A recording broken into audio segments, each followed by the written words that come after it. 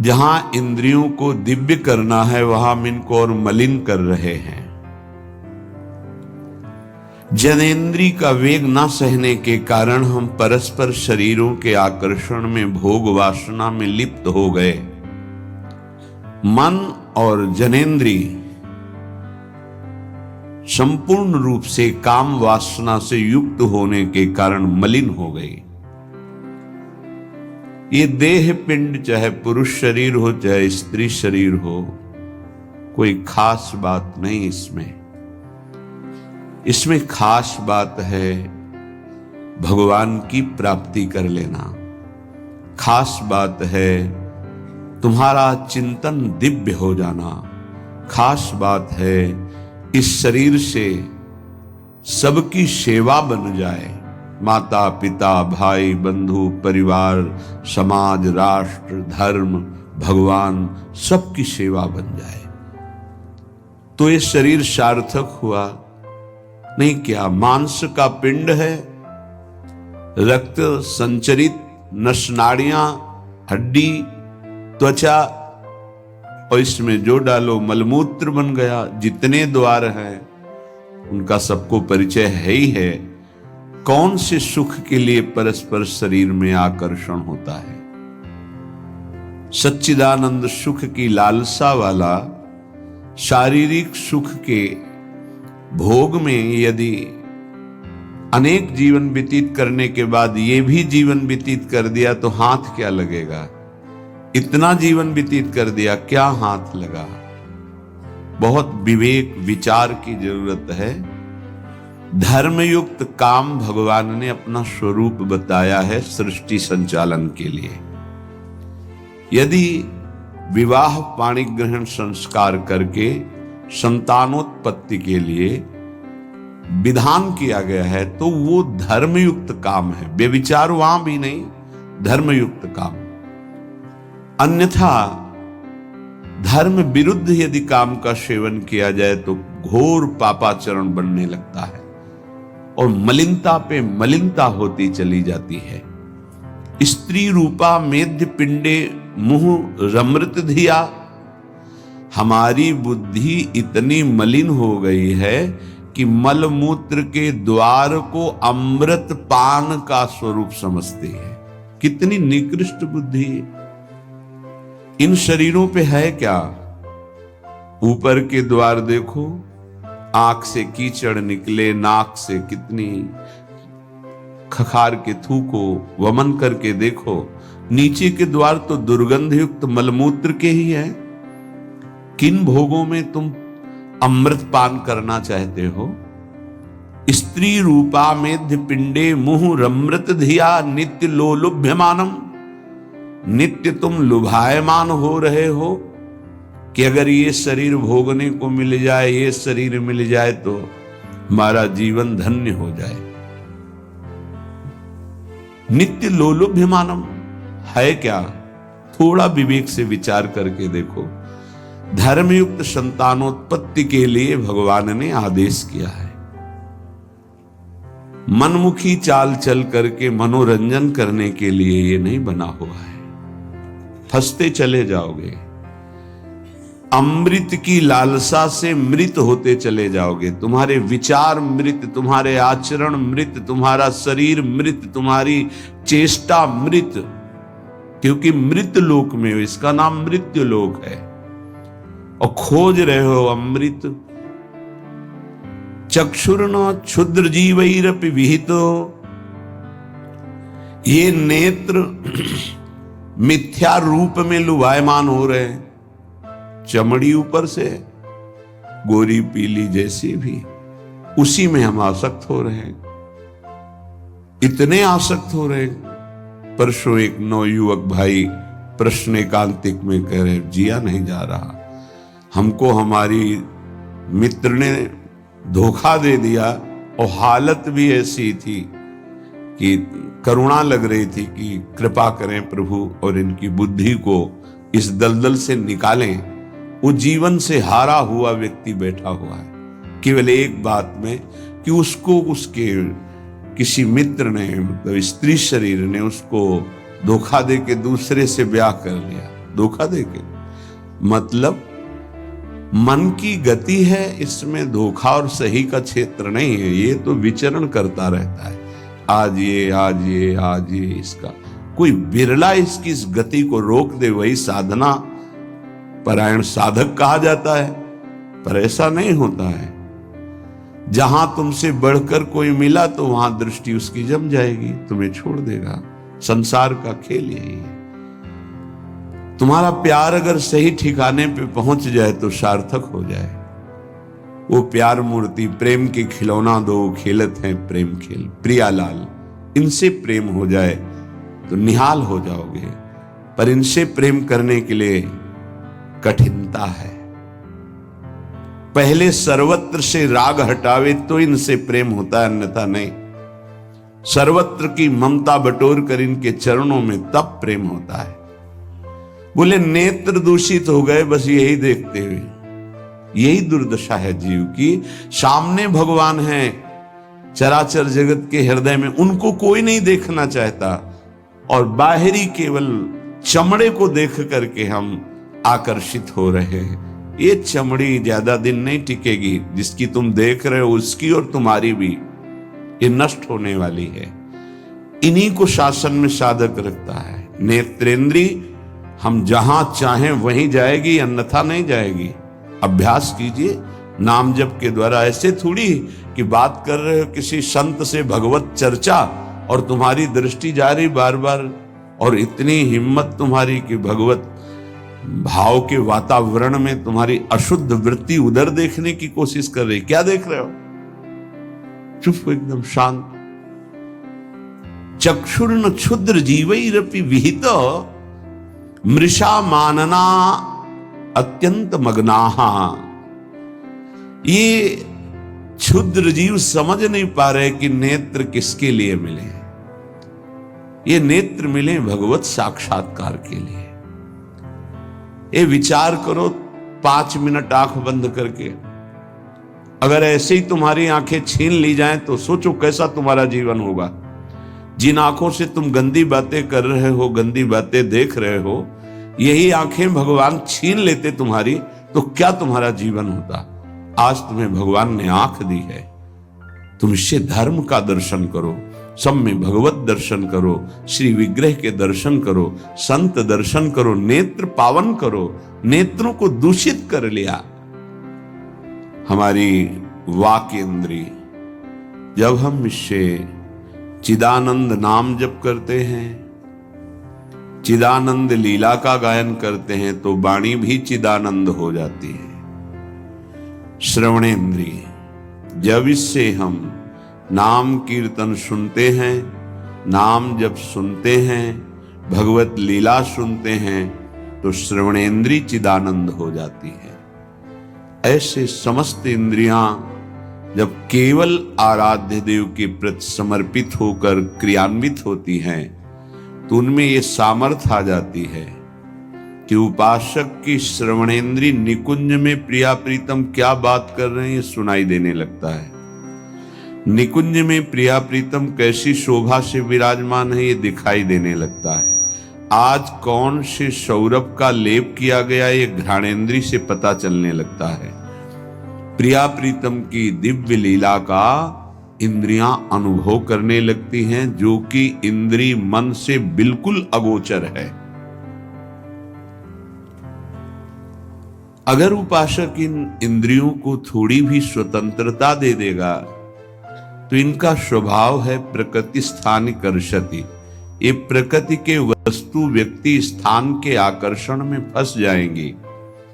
फिर ये महासुख जिसकी हमारे हृदय में लालसा है, वो प्रकृति से पूर्ण होने वाली नहीं, वो परमात्मा से होने वाली है। जब हमारी इंद्रियां प्रकृति की तरफ जाती है तो मलिन हो जाती है, और मिथ्या देह सम्मान को तुमने सुख मान लिया। 4 लोग नमस्कार किए तो तुम अपने को श्रेष्ठ समझ लिए। किंचन मात्र भी कोई श्रेष्ठ नहीं है। ये पंचभूत शरीर सबके उसी सामग्री से बने हुए हैं। अंदर जो जीव अंश है भगवान का बिल्कुल बराबर है। अब जो सम्मान और अपमान होता है गुण और अवगुण का होता है, और गुण और अवगुण दोनों मायाकृत है। सुनो तात मायाकृत गुण और दोष अनेक, ये दोनों मायाकृत है। तो तुम किसका सम्मान? माया का। किसका अपमान? माया का। तुम तो मान और अपमान दोनों से परे हो। अगर कोई तुम्हें प्रणाम कर रहा है तो तुमको उसकी श्रद्धा को प्रणाम करना है। तुम खास थोड़ी हो गए कि वो तुम्हें साष्टांग प्रणाम कर रहा है तो तुम महान हो गए। महान वो है जो साष्टांग प्रणाम कर रहा है, उसकी श्रद्धा प्रबल है। नहीं क्यों, कोई अंतर नहीं। जो इस देह में पंचभूत वही उस देह में पंचभूत, जो इसमें परमात्मा का अंश वो उसमें परमात्मा का अंश, उसकी श्रद्धा बड़ी है इसलिए वो आपकी तरफ प्रणाम कर रहा है। बोले बहुत बुरा हो गया। मिथ्या मृषा मानना अत्यंत मगनाह, मैं झूठ मूठ अपने को बड़ा मानकर सम्मान प्राप्त करने की लालसा, सम्मान स्वीकार कर लिया तो हृदय अपवित्र हो गया। बड़ा मन है, फंसाता रहता है, वो मकड़ी की जाल की तरह, फंसने वाला नहीं जानता है। संत सदगुरुदेव शास्त्र इनके सूत्रों को जब स्वीकार करे तो पता चलता मैं फंस रहा हूं या मुक्त हो रहा हूं। श्रीपाद कह रहे हैं कि देखो, जनेन्द्री ने फंसा दिया काम भोग में, नेत्रेंद्री ने फंसा दिया रूप में। सच्ची अगर सावधान न रहे तो ऐसे ऐसे फंसाव हैं कि जीवन ही नष्ट हो जाता है, पूरा जीवन। अब उसको लाख समझा रहे थे, कुछ समझ में नहीं आ रहा था। बस वो ये समझ रहा था कोई आशीर्वाद मिल जाए, जादू टोना मिल जाए कि वो जो हमारी मित्र है वो वापस हमको मिल जाए वापस। बस उसको इतना ही लक्ष्य था। और हम ज्ञान विज्ञान वर्णन कर रहे तो सुन बैठा था केवल, क्योंकि समझ में आता है ना आप हमारी बात पकड़ रहे हो कि नहीं पकड़ रहे। नेत्रेंद्री ने रूपों में फंसा दिया, हृदय मलिन हो गया सम्मान प्राप्त करने की लालसा से। और कह रहे जिभ्या मिष्टान्न निष्ठा विरमति न मनाग वित्त सग्रंथ अनुचितम। जबान आ गई भोजन के स्वाद में, ये मिष्ठान्न है, ये चटपटा है, ये बड़ा स्वादिष्ट है। जिभ्या रसेंद्री यदि भोजन के स्वाद में मगन है तो राधा नाम सुधा रसम का स्वाद नहीं ले पाएगी। उचित आहार जो भगवत प्रसाद रूप है उसको डाल लेते हैं, उसके प्रति हम आसक्त नहीं होते, स्वाद दृष्टि नहीं रखते। पूर्व के संत भगवान के दर्शन होते थे, खप्पर रखते थे नारियल का, नारायण नारायण, दाल खीर रोटी जो भी मिला खप्पर में डाला मिलाया। स्वाद से मतलब नहीं, प्राण पोषण से मतलब है। और यहां धनिया की चटनी अलग, टमाटर की चटनी अलग, भरौआ मिर्च अलग, ये अलग ये अलग, तो फिर राधा नाम सुधा रसम भूल जाओ। ये 2 अंगुल की जबान है, बस इतने में सारा खेल है। यहां से नीचे उतरने पर कोई स्वाद नहीं है, भाई इतने में घुमाने का स्वाद है। और अच्छे अच्छे इसी में फंस जाते हैं। जिसकी रसेंद्री विजयी नहीं हुआ रसेंद्री से, वो हर इंद्री का विजयी होने पर भी विजयी नहीं माना जाता। रसेंद्री विजयी जनेन्द्री विजयी जरूर होगा, और रसेंद्री जनेन्द्री विजयी संपूर्ण इंद्रियों का विजेता माना जाता है। धैर्यवान उसे ही कहते हैं जो 2 इंद्रियों को काबू में कर ले, रसेंद्री और जनेन्द्री। रसेंद्री मिष्टान्न आदि भोग पकवान पाने के लिए लोलुप जीवन हो गया, पेट बढ़ करके छाती से एक बीता ऊंचा हो गया है। उठने बैठने में दिक्कत होती है, पर पाने के समय और कितना अधिक पाया जा सके, ये स्वाद वो स्वाद वो स्वाद कितना पाओगे, मर जाओगे पाते पाते, फिर भी तृप्ति नहीं होगी। बहुत विचित्र वासना है, बहुत विचित्र वासना है। चित्त वित्त सग्रंथ अनुचितम। सच्ची बात, आज चरित्र भगवत धर्म मर्यादा इसका महत्व धीरे धीरे समाज से हटता जा रहा है, धन का महत्व होता जा रहा है। क्या दुर्दशा है। बोले मनाक वित्त सग्र धनुचितम, अनुचित रूप से धन कभी सुखी नहीं हो सकता जो अनुचित रूप से धन प्राप्त करता है। हा वृंदारण्य कान्या भवति मम गतिश् चेदहम त्वत्स्थितोपि, मेरी क्या गति होगी जब मेरी इंद्रियां और मेरा मन ऐसा है। मैं आपका आश्रय लेता हूं, आपका वास स्वीकार करता हूं।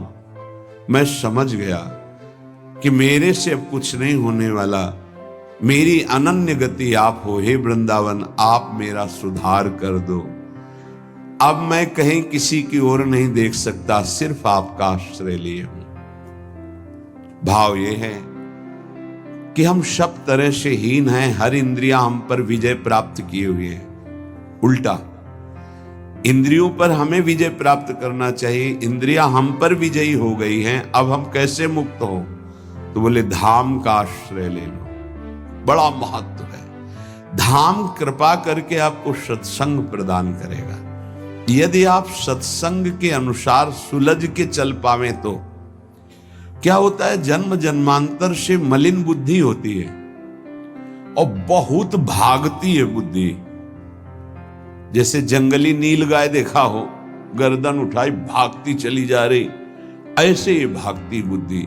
अगर इसको कोई रोक सकता है तो गांव में एक लंगड़ बांधा जाता था। लंगड़ समझते हैं, दो टांगों के बीच में एक मोटा सा लकड़ी का। अब वो भाग नहीं पाएगी ऐसे। गुरु कृपा, गुरु आदेश, गुरु शासन, ये बुद्धि के ऊपर लंगड़ का काम करता है। तुम्हें पता ही नहीं गुरु के हृदय में अनंत माताओं जैसा प्यार होता है। जैसे भगवान गाली देने वाले को भी परम पद देते हैं, उन्हीं के दास हैं वो। किसी का अमंगल संत के द्वारा, गुरुदेव के द्वारा नहीं। आपका विचार, आपकी सोच आपको अमंगल के रास्ते पे खड़ा करके और ऐसा धक्का देगी कि शायद है फिर बचा पाने की स्थिति न रह जाए। सगर के जो पुत्र 60,000 थे, भगवान कपिल देव जी का अपराध कर दिया, आश्रम को विध्वंस करने लगे। घोड़ा वहीं बंधा हुआ था, किसी ने बांध दिया था, उनको पता भी नहीं था। उनको लगा कि इन्होंने ही ऐसा किया होगा, हमारा विश्व विजेता घोड़ा इन्होंने पकड़ लिया। बड़ा उपद्रव किया। कपिल भगवान ने कोई शाप नहीं दिया, उनकी तपोशक्ति ने उनको नष्ट कर दिया, भस्म कर दिया। जिनके उद्धार के लिए उन्हीं के वंशजों में क्रमशः आराधनाएं हुई, फिर पर सिद्ध कर पाए भगीरथ जी और भगवती गंगा को लाए और अपने पुरखों का उद्धार किया।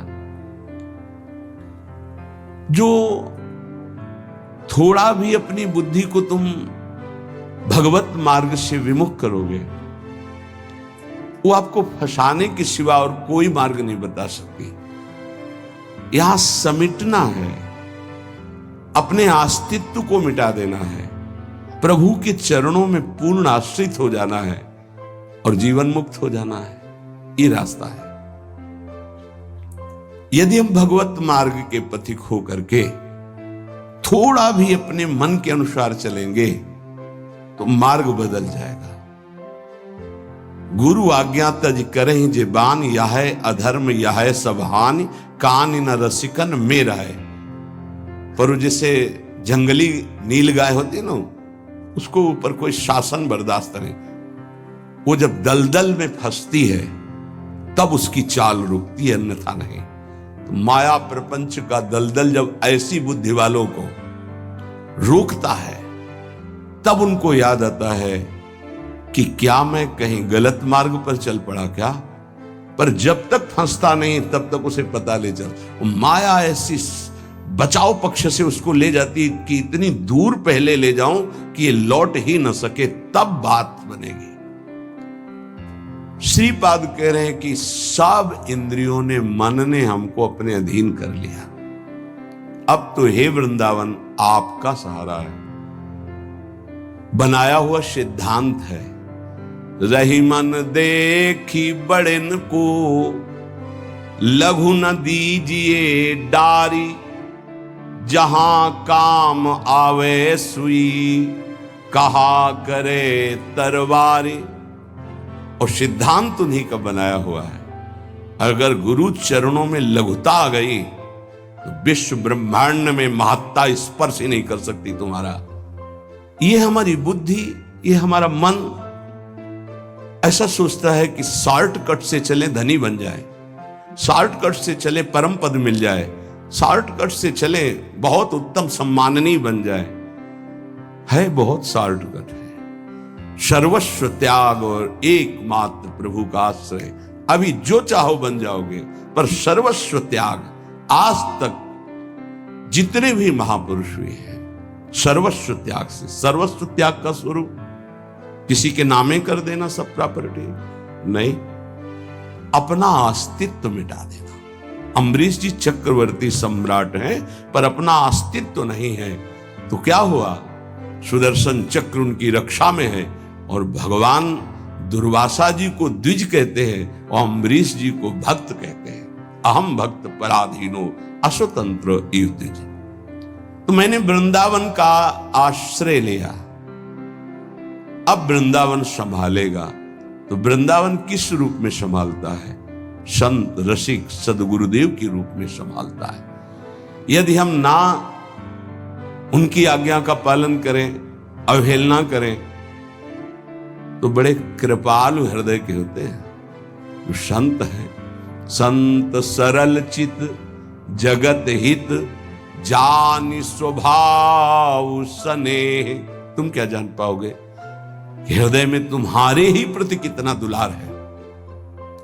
सांप को चाहे जितनी प्रार्थना करो, आरती उतारो, दंडवत प्रणाम कर लो, कह दो सीधे चलो तो कभी नहीं चलेगा वो। उसकी चाल ही टेढ़ी होती सांप की तरह। ऐसे जो कुटिल बुद्धि के होते हैं, हाथ जोड़ो, पैर छुओ, दुलार करो, गले लगाओ, जीवन दे दो, लेकिन वो सांप की तरह ही कुटिल बुद्धि से चलेंगे।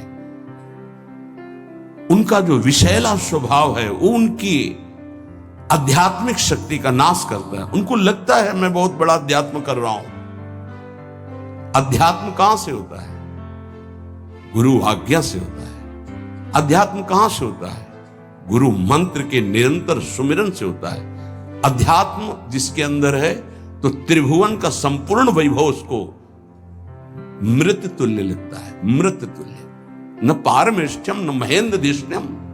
आपको लगेगा भरण पोषण कैसे होगा? तो भगवान, उनके वचन यही भक्त का आश्रय होते हैं। भगवान ने कहा अनन्यश्चिंत्यन्तो माम, तुम्हारी एक ही जिम्मेवारी है, तुम केवल मेरा अनन्य चिंतन करो।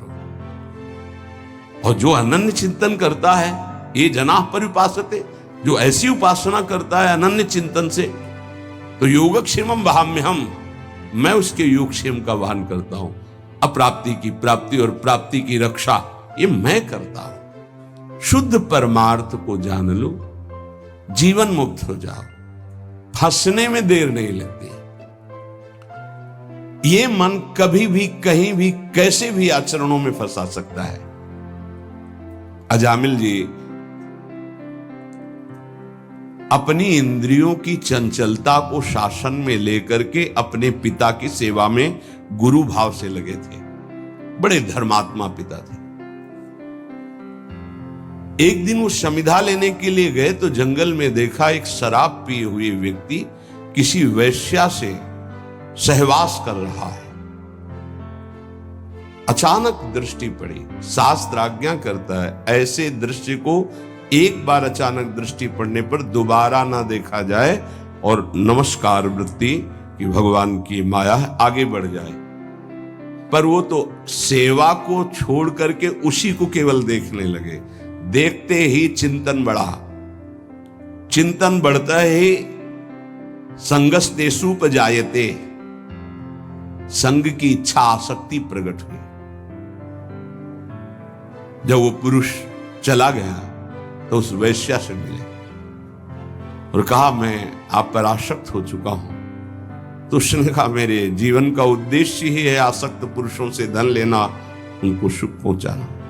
कहा पूरी पिता की संपत्ति सब वैभव लुटा दिया।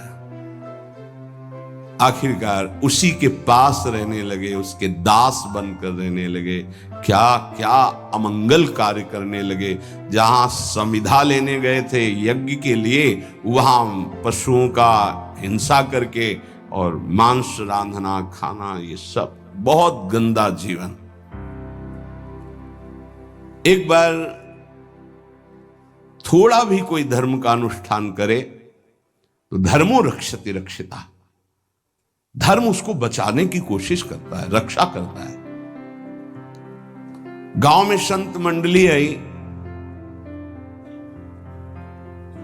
मंडली ने पूछा यहां कोई पवित्र उदार संत सेवी का घर हो तो बताना, वहां आज हम रुकना चाहते। पूरी संत मंडली ठाकुर को भोग लगाएंगे, आरती पूजा और सुबह चले जाएंगे।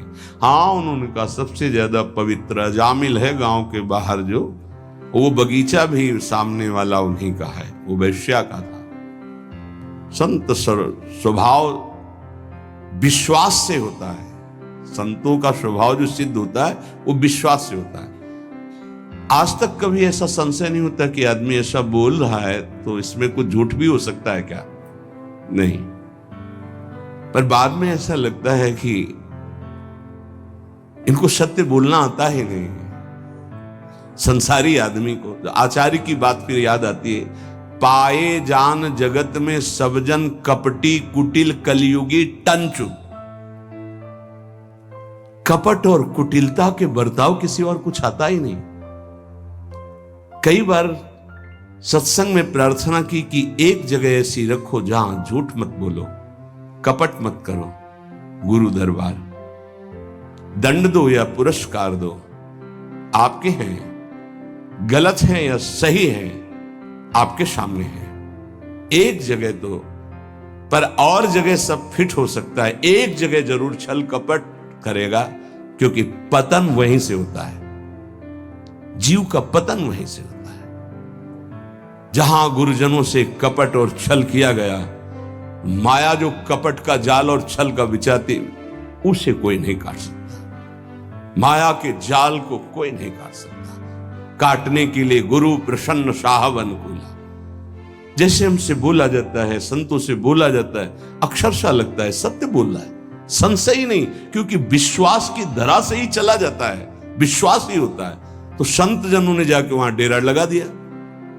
ठाकुर जी विराजमान के आरती पूजा शुरू, इतने में देखा एक मलिन वस्त्र पहने और एक हिरन कांधे पे टांगे और अस्त्र ली हुई अजामिल ने जीव ही संतों को देखा तो संत दृश्य जी में पातक टरई, हृदय एकदम आर्त भाव से रो पड़ा और याद आई वो बात कि जब मैं जवान था तो कैसे धर्म का अनुष्ठान करता था, कैसे मैं पिता की आज्ञा से भगवत आराधना में, हाय मेरा जीवन किस तरह नष्ट हो गया।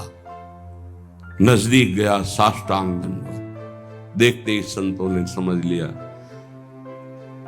उन्होंने कहा भाई ये बगीचा आपका है। बोल भी नहीं पा रहे थे, बस इशारा किया। हाँ बोले, बताया गया था कि गांव के बाहर एक ब्राह्मण हैं, बड़े पवित्र हैं, तो आपका ही नाम अजामिल है। बोले प्रभु ये तो आपके साथ उपहास किया गया है, मैं पवित्र नहीं, बहुत नीच पापी हूं। ऐसा धर्म का त्याग करके पापाचरण में वैश्या के मल जैसे अन्न से उदर पोषण करता हूं, ये देख रहे हो आप इंसान, मेरे जैसा पातकी भ्रष्ट कोई नहीं होगा, ये तो आपके साथ उपहास किया गया। उनका भाई अब रात्रि में तो ठाकुर जी नहीं हटाएंगे, यही विराजमान करेंगे, पर आपका कुछ पाएंगे भी नहीं। तो चरणों में लौट गया, महाराज क्या अब भी मेरा उद्धार हो सकता है? कहा आखिरी श्वास तक जीव को भगवत प्राप्ति का अवसर दिया जाता है। एक उपाय है, मैं देख रहा हूं तुम्हारे द्वारा वैश्या से कभी पुत्र होगा, तुम उसका नाम नारायण रख देना, बस। अब आप यहां से जाएं, हमारी ठाकुर सेवा है, हम सब संत अपने एक नाम कीर्तन पाठ और ध्यान आदि, आप जाएं, आपका मंगल होगा। समय आने पर बालक हुआ, वो उससे अत्यंत आसक्ति हो गई।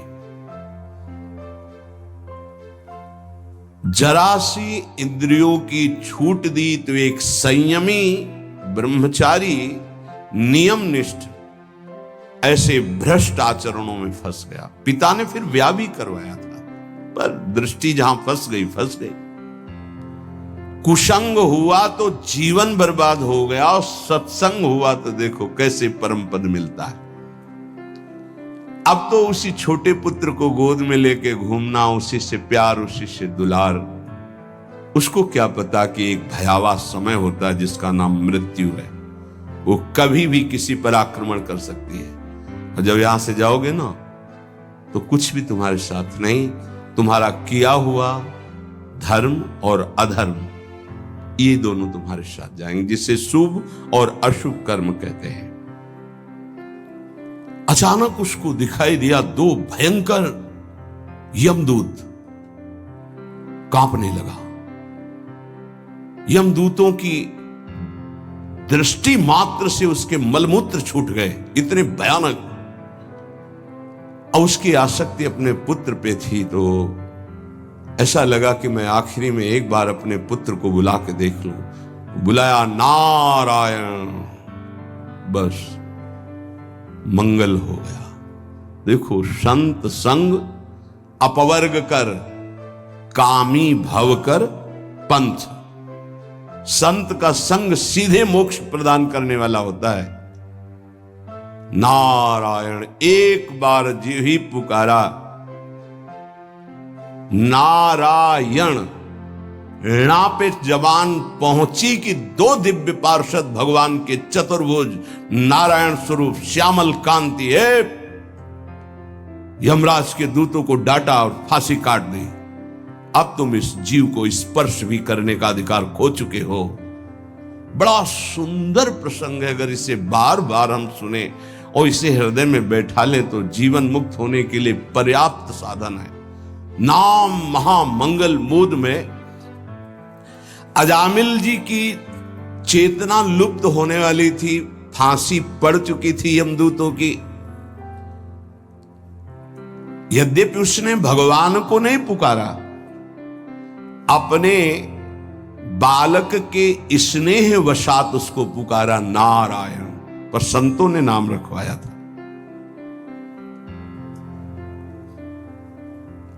88 वर्ष की आयु तक पाप ही पाप होते रहे उसके। यमदूतों को डांट कर भगवान के पार्षदों ने कहा, अब तुम स्पर्श भी नहीं कर सकते इसको।